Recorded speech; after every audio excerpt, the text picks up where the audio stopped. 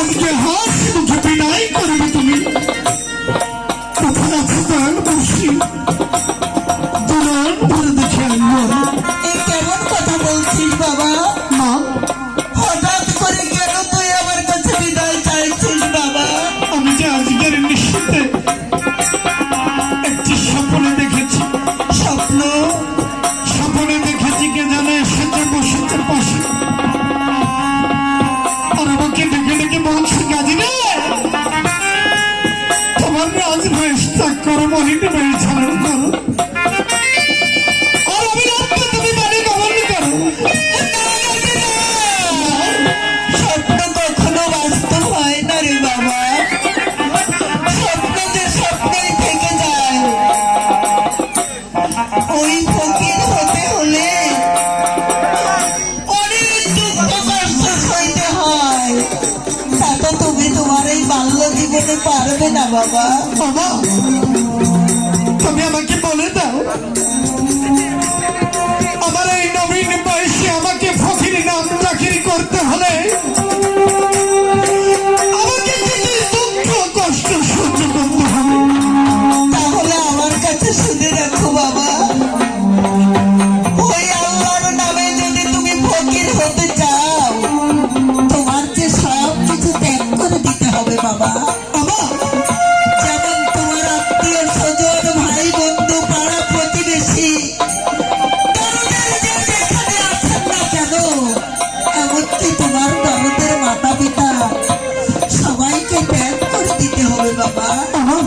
বলো, আমি যে পারবো? আমি কি করতে হবে তুমি জানো? আর কি করতে হবে?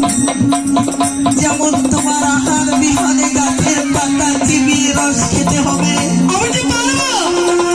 বস্ত্র বিহানে গাছের বাকল খুলে পরিধান করে তোমার লজ্জাকে নিবারণ করতে হবে। ওটাও যে আমি পারবো। দোল বিহানে মাথায় জটা ধারণ করতে হবে। ওটাও যে আমি পারবো। আর মা বিহানে রাত্র দিবস পরের মাকে তোমার মা বলে ডাকতে হবে।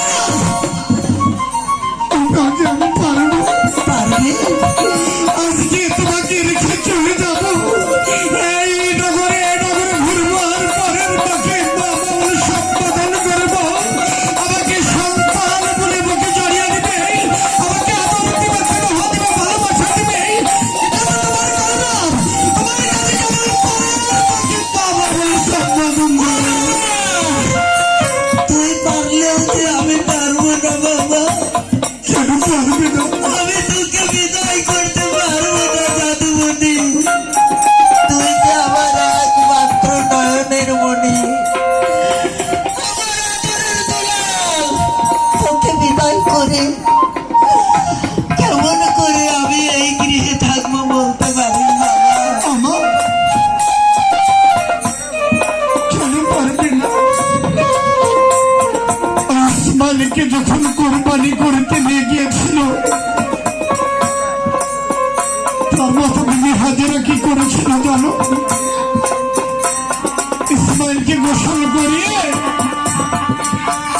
সুন্দর করে নতুন পোশাক পরিয়ে পিতার সঙ্গে পাঠিয়ে দিয়েছিল।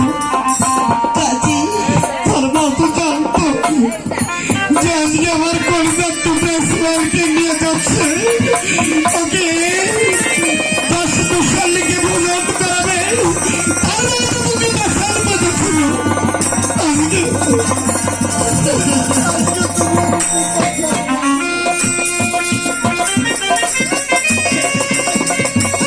পারবো না বাবা, আমি পারবো না।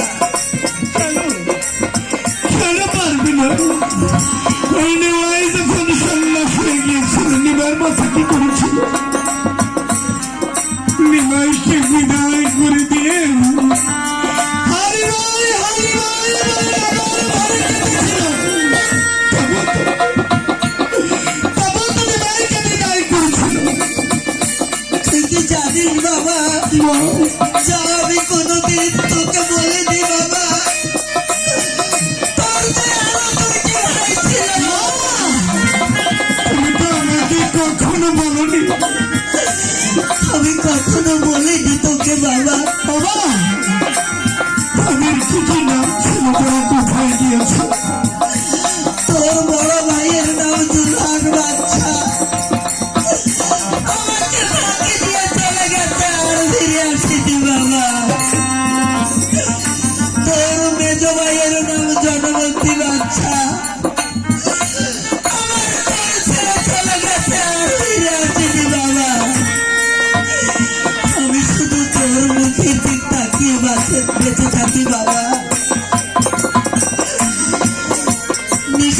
শেষে আমাকে তুই মা বলে একটা ডাক দিবি। মা, তোর ডাক শুনে আমার কলিজাটা ঠান্ডা বাবা, করে। এমন করে বলো না। সারাদিন পর যখন তোর মুখটা দেখি বাবা, আমার সকল কষ্ট দূরে চলে যায় বাবা। মা, আমি তো তোকে বিদায় করতে পারবো না বাবা। তুমি বিদায় না দিলে আমি কি কোথাও ঠকিয়ে যাবো?